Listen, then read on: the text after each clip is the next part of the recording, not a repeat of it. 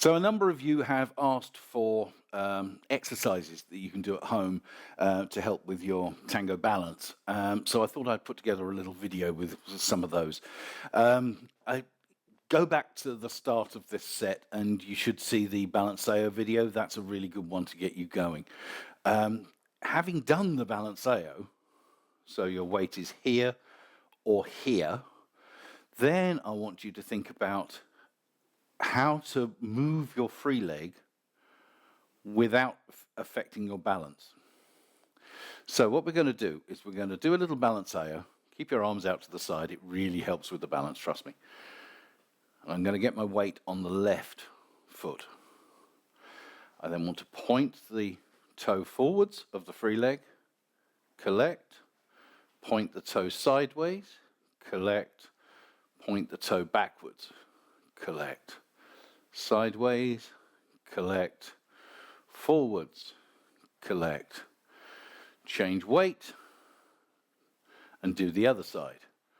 Forwards, collect, sideways, collect, backwards, collect, sideways, and forwards. Yeah? And you want to try and be able to do that without your body moving too much. So it's definitely one to practice. So if your weight is here, forwards, you don't want to be going like this every time you step. These are not steps, yes? These are projections. So you're going from here, here, here, here, here, yeah? When you've got that,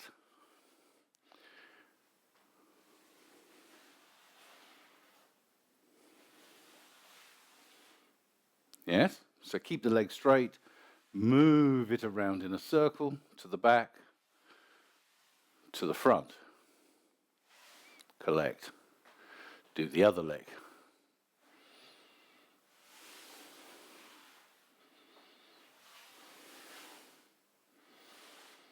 Keep the leg as straight as possible. What we're not trying to do is this. Yes, we are keeping the leg straight, toe pointed, all the way around, and back. Yes? Now, once you've done that, around, lift, so your foot is by your knee, or as high as it will go, around the other side, down, around, up, around, down, around, collect. Do the same with the other foot. Forward, around, by the knee, around, down,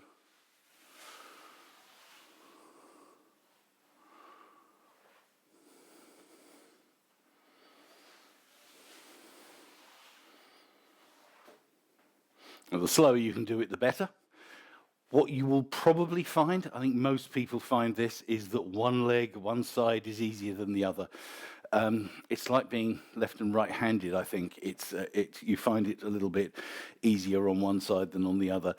I do know that footballers and other sorts of ball sport players find that they are often left-footed or right-footed, and it doesn't always match whether they're left-handed or right-handed.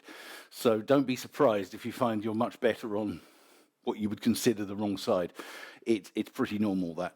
The trick is to practice it so you're as even as possible. Yeah?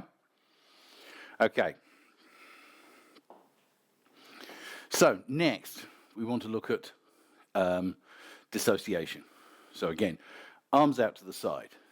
Now this one, it's okay. It seems to be a little bit unnatural, but we are flexible here. We should be able to do this. We want to turn our shoulders. So we need to make sure, first of all, that our spines are straight, not vertical like that, because now my spine is not straight. It's curved in at the back. Here, my spine should be as straight as possible. Yes? And then I turn around the axis of my spine, back. Turn around the axis of my spine, and back. And all this without moving the hips. So what we're not doing is this. We are turning, reset, turn, reset. If you find that hard, a trick to make your body learn the movement is to step forward as if you would normally do a tango step. So here, my weight is fully transferred forwards. Let's do that sideways so you can see. Here, my weight is fully forwards. It's over the ball of that foot. This leg now stays where it is. Turn towards the side of the standing leg. You can't move your hips. It won't let you.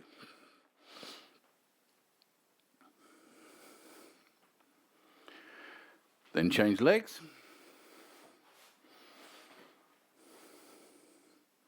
And then turn towards the side of the standing leg.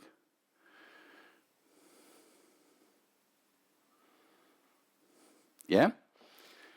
So that will help free up your core, will get you using your core rather than your back muscles, because if you're trying to do that here and you're supporting yourself with your back muscles, it won't work and you'll feel it pulling in here, so don't do that. You want the weight forward, your spine straight, and you're using your core to support you, not your back. Now, having got our dissociation working, getting our balance working, we now want to be able to combine those two together and create some turns, create some pivots. So, I want you to step forward onto your left foot, and I want you to pivot and just let everything come around. Now see the sequence that happened. I'm here. I turn my shoulders and my hips catch up.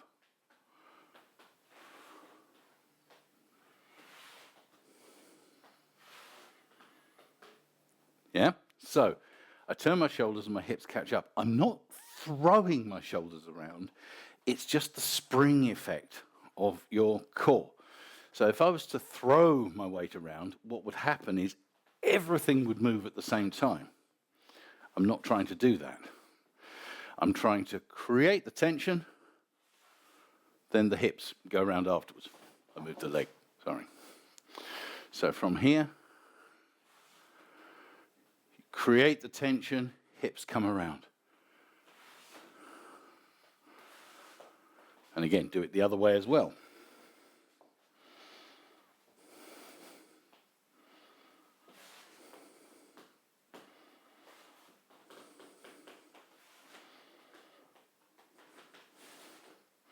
Yeah? So all the time we're trying to create this tension and we're using the spring effect in our core. When you can do quarter of a turn, I mean you can do this from a side step as well. You don't have to do this from a forward step. So a side step to there, when you can do a quarter of a turn. Try and do half a turn. You want me to do a full turn now, don't you? I don't know if I can do this. We'll find out.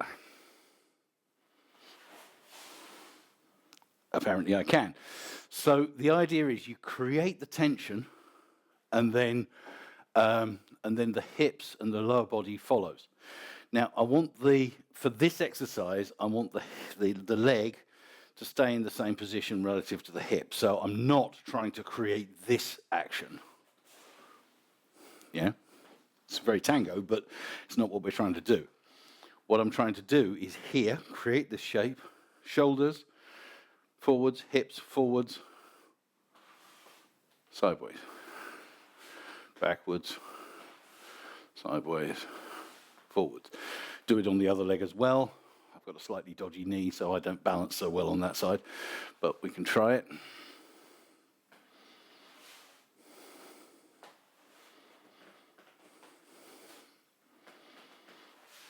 Takes a lot more concentration for me to do it on that side because this knee is not so good at balancing. But you get the idea that you can use the core dissociation to generate the hip movement. Yeah? Now, for followers in particular, although leaders do this as well at times, I also want you to think about the other way. So I want you to think about keeping your shoulders still, pivot your hips. Now look at my feet. Only one foot is touching the ground, so the feet go together. What doesn't happen is that. If that happens, I've got weight on both feet. So heels together, pivot, there. So, here, pivot. I would do a little step to change weight, pivot. Step, pivot. It's an ocho.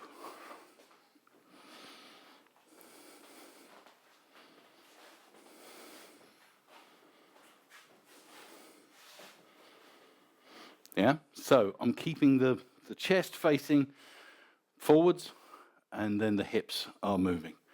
So that's just a couple of little pivot exercises to try.